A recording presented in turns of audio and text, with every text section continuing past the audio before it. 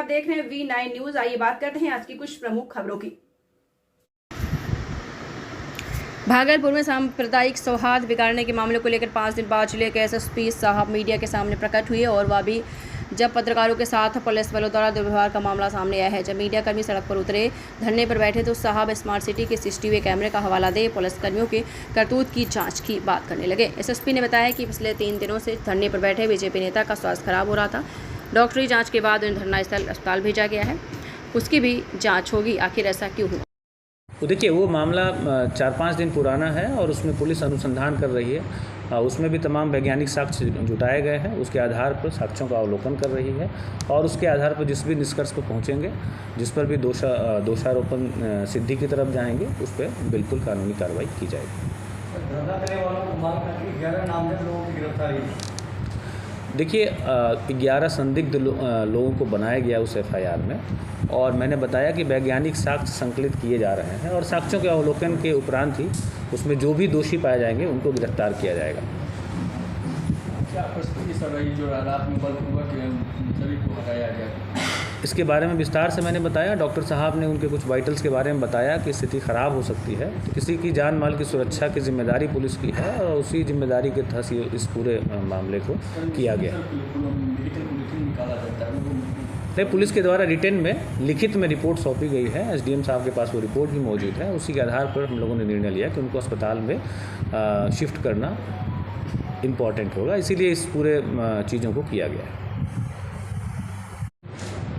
देखिए, कल मध्यरात्रि में पुलिस के द्वारा एक विधि व्यवस्था संधारण के दौरान एक पत्रकार के साथ बदसलूकी और दुर्व्यवहार करने का मामला संज्ञान में आया है और इसके बैकग्राउंड के बारे में मैं थोड़ा बताना चाहूँगा कि पिछले 3 दिनों से एक सज्जन हैं, उनके द्वारा एक घटना हुई थी परबत्ती में।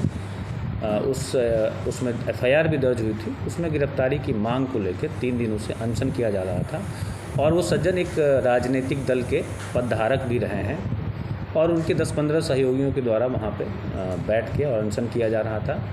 और कल संध्या को डॉक्टरों की टीम ने उन सज्जन के स्वास्थ्य की जांच की और उसमें उन्होंने पाया कि इनका जो वाइटल्स पैरामीटर्स होते हैं वो थोड़े से गिर रहे हैं और ख़राब दिशा में जा रहे हैं। तो उन्होंने इस चीज़ को फ्लैग किया और जब ये मामला संज्ञान में आया तो उनको मध्य रात्रि में मजिस्ट्रेट की मौजूदगी में पुलिस की टीम गई और उनको वहाँ से हॉस्पिटल शिफ्ट किया जाने लगा, जिसका विरोध जो उनके सहयोगी थे कुछ 5-6 वहाँ पे उनके द्वारा किया गया।